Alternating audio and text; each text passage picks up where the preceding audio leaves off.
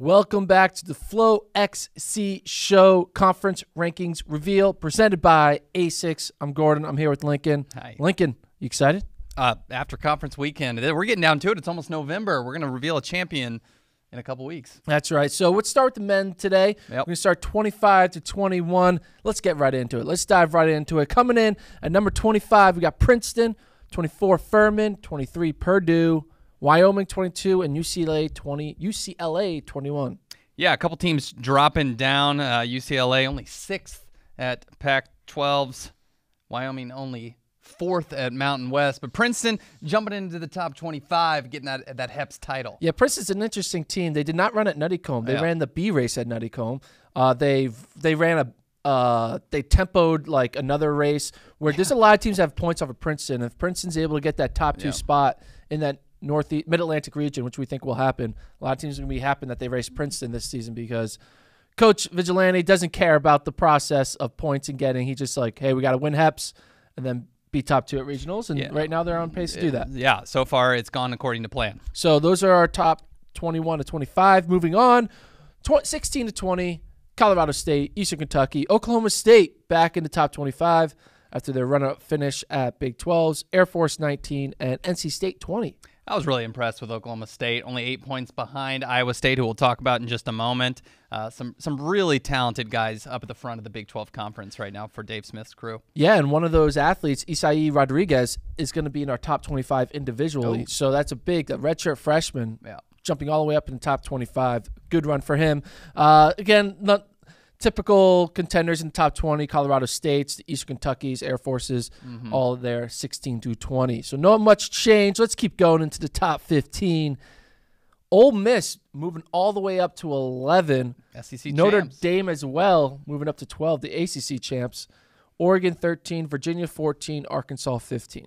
Yeah, Oregon only 4th at Pac-12. You know, that's not exactly where they want to be, but they were thwarted by good performances from Washington and a pretty good day from Colorado as well. So the Ducks middling kind of a little bit this season, a year in transition, but not the case for Ole Miss and Notre Dame, 2 conference champs. Yeah, moving all the way up into the top 12. Where were they ranked before this? I believe they were ranked in the 20th. 20th and That's Notre 18th. Dame. So they both jumped up almost 10 spots due to their impressive victories over Arkansas and Syracuse, respectively. Yes. But Syracuse, despite losing, we're still keeping them as a top 10 team because they're coming in still ranked 9th, Boise State 10, Colorado 8, Washington 7, and Iowa State 6. What are your thoughts on these rankings? Well, these teams are good. These are good teams. It was, what was it, a 1-point difference between Syracuse and Notre Dame at ACCs? I mean, conference races are going to obviously be different than the national championship races. That's what these rankings are based off, relative what we think these teams are capable of at the national meet. More runners in between makes bigger point differences. So that's why Syracuse still a team that we think can be above Notre Dame going forward. What do I think? Washington. I mean, that's the super impressive team there. I know they only bump up 2 places, but 2nd at Pac-12's their first year under the Powell system. They are having a great season. Yes, they're doing very well. Boise State comes in at 10th. They drop a bit. Yeah. They did win Mountain West, but it wasn't as impressive, as we thought we'd see. Impressive. It was very even with Colorado State and Wyoming and all those Air Force, all those teams. Iowa State also drops a bit. They won Big 12s, but they didn't dominate. I mean, they only scored 32 points, but a very top-heavy conference.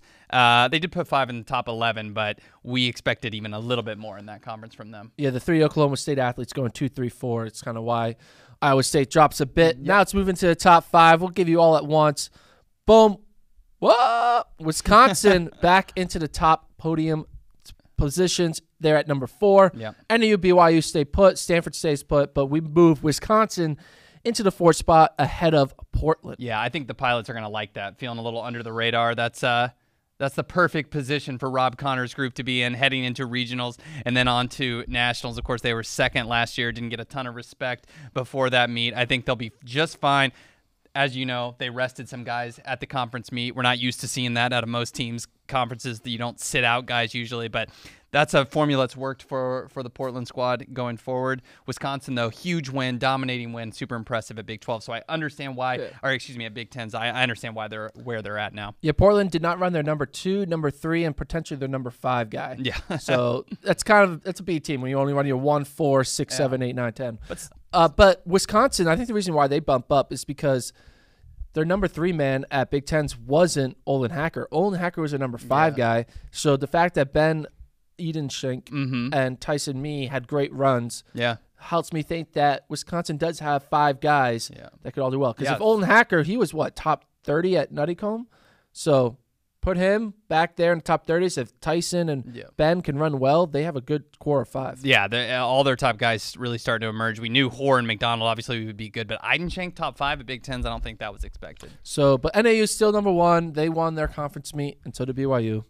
Stanford did their job. They still have yet to run Stephen Fahey. So Stanford, I mean, they won Pac-12s without Stephen Fahey. You throw him in there. If he's able to give a top 30 performance, that makes that team even deeper. A guy's having a really good season. Alec Parsons, somebody who was not on the radar coming in. We obviously knew Grant Fisher and Osberg, but Alec Parsons not on the radar and being a top 5 guy at Pac-12 is fantastic for them. So it's time to go to the women. Let's do it. It's time for the women, 25-21. Got Columbia, Ivy champs. Georgia staying there at 22. Georgia Tech 23. Minnesota 24. And Furman 25. Thoughts? Yeah, not a ton to say about this squad. Iowa State obviously got the win, their 3rd straight, I believe, in the Big 12 championships. So I think I'm on the wrong conference page. There you got to update. We're talking about Georgia, Georgia Tech, Minnesota. I don't know. What do you got to say about these teams? So Georgia, they didn't do that well at SECs. What did they get? They got 4th. They got 4th at SECs. However, they didn't run Samantha Drop. And now I get it. She's probably redshirting, but we don't know. And if she's not, Georgia gets really good because when you replace your current 5th with a Samantha Drop, that's a lot of points. So we still think if Samantha Drop doesn't run at regionals, then we all know for sure, and then Georgia won't be ranked. But until then, we're still going to keep thinking that the other Drop sister is running. The shoe's going to drop.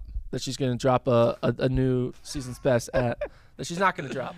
So that's why Georgia's still there. But Georgia, that is purely because we think your true number 2 just hasn't raced yet. But it's kind of late.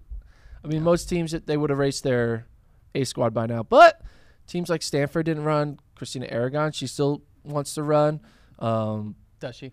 Yeah. Oh. Stephen Fahey still wants to run for Stanford, but maybe that's just a Stanford. How about Minnesota there in 24th? They were 6th at Big 10s, and they stay in the top 25. Got a good feeling that means there's going to be 6 Big 10 squads in the top 25. Very good. That's all. What percentage of that? What's 6 divided by 25? Oh, that's 1/4 almost. There you go. 25%, like 23%. There you go. There you go. Moving on. 18-20. Iowa State, Indiana, Florida, Syracuse, and Portland. There's Iowa State. Finally, I got it wrong the first time, but they're now in the top 16. Big 12 champs, 3rd year in a row. Dominating performance. Well, not dominating, but Callie Logue, one of the biggest upsets of the weekend. Yes. No, we're talking teams, but Logue, definitely an impressive win there. Big 12's over Locketti. Also, Florida now get into the top 25 for the first time after an impressive individual performance by Jessica Pascal, I think that's her name. Beat Katrina Robinson, no joke. On a course that may have been short because she ran 18:54 for 6K, but nonetheless. Regardless, but Florida... Who would have thought that Florida women would be a team that they're most likely going to come out of that South region and mix things up? So they're not just a sprint and jump program. Nope, they also got some distance. Moving on for 11-15, we got Washington, NC State, Wisconsin, Penn State, Notre Dame. There's 2 more Big 10 schools, Wisconsin and Penn State. Washington still holds strong at 11. Notre Dame 15, NC State 12. How about NC State winning ACCs? Barely. Led by Ellie Hines, who's like the coach's daughter. Yeah. That's about as clutch as you can get there. That was very impressive. Let's keep going, though. Let's go 10 through 6. Here we go. Michigan 6, Villanova 7, Stanford 8, Michigan State 9, and BYU 10. The team that I think we need to be keeping an eye on is Villanova. Really? Villanova is very good. They just ran their new star freshman, Taryn O'Neill. She was their number 4 or 5 runner. But Carolina Corta, the the North Carolina transfer is good. They got Rachel MacArthur's having a crazy. She got second at Big East. Yeah. This 800-meter runner is getting second at Big East. Yeah. And then they also have Nicole Hutchinson, who's a strong runner. They got Bella Berta. They got so many good. They got another freshman. I forget her name, but they're really good. They got 2 really good freshmen. They got some strong senior leadership, and MacArthur, a breakout sophomore. And easy to be overlooked, obviously, in the Big East Conference, not one of the premier cross-country conferences in NCAA XC. But, no, you're right. They are super under the radar and in a position to maybe get a podium finish. Yeah, don't be surprised if all of a sudden everyone's like, Villanova got 4th? Yeah. It could happen. Michigan, though, looking pretty good. That though. too. Yeah, yes, Michigan good with a lot of their 6th and 5th year seniors. But now, after these next 5 teams, they can all win.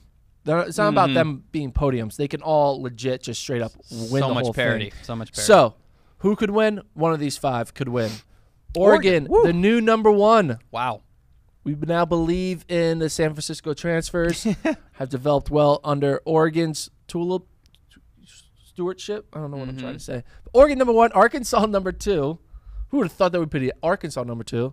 The defending champs, New Mexico number 3. Colorado drops to 4, and Boise State stays at 5. What are your thoughts, man? This is our new top 5 order going into regionals, and it's probably going to stay this way because everyone's going to. You could have arguments for all these teams. The one team that I'm like, I don't know if they can win nationals is the second-ranked squad, Arkansas, but they have that really, really fearsome top 3 led by Katrina Robinson.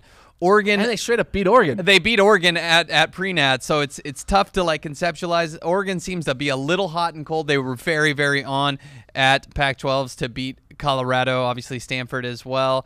And then you look at New Mexico, the team that we thought was going to come in and just crush everyone this year. They did win their 11th straight Mountain West title, but Boise State also right there. I mean, you're right. Any of these 5 could win, and it's really tough to single out a squad right now that's substantially better than the rest. And if I had to group this into two groups, I honestly think Oregon and Arkansas is one group, and then New Mexico, Colorado, and Boise State are equal in one group. I really think the separation is between Arkansas and New Mexico. I think New Mexico, Colorado, Boise State are very evenly matched. Yeah. I think Oregon and Arkansas are evenly matched. I mean, the thing that Arkansas especially has a strong 5th. So Arkansas, it's like we're good. Colorado has a strong 5th, but they are like they're kind of more strong in like the 30s as opposed, whereas New Mexico has like 3 top 10 girls. Yeah. So, and Boise State same way. They got some good fits, but they're more they're like Colorado. Yeah, and you know what I'm trying to say. And they're 5th in New Mexico's top heavy, which keeps them up there. Yeah. They have a really bad 5th, but because they're so top heavy, they're able to stay in there. Yeah, I mean, New Mexico, if they get great days out of their 4 and 5, it's over. New Mexico's going to win 100%. because I mean, the likelihood of them going 1-2 at nationals is super high, and at that point, you're at a huge advantage, obviously. But Boise State only 2 points back. I predicted them to win Mountain West. They didn't quite get it done, but I think in the national championships, the roles could be reversed. So, yes, absolutely. Five teams in contention as we head into November. So that is the new FloXC rankings. Stay tuned for regionals coverage. Yep. In 2 weeks, we have West Live, Great Lakes Live, Mountain West Live, and it's also Cold Loss Live. We're going to be in studio breaking down every region as it happens, live, and then NCAA's November 17th. Book it. We out.